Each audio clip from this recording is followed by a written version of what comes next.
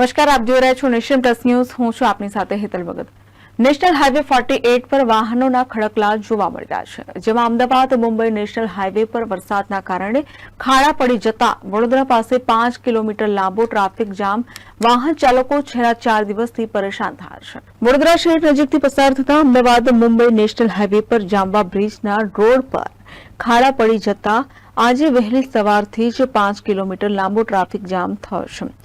છેલ્લા 4 દિવસથી રોજ સવારે અને સાંજે આ પ્રકારનો ટ્રાફિક જામ થાય છે, જેને કારણે વાહન ચાલકો હેરાન પરેશાન થાય છે.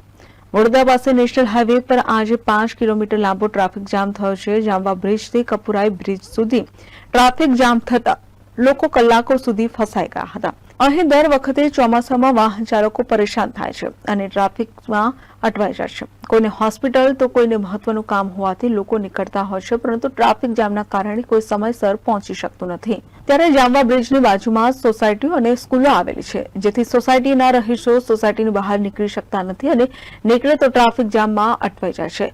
આ ઉપરાંત બાળકોને સ્કૂલે પહોંચવામાં પણ મોડું થઈ જાય છે.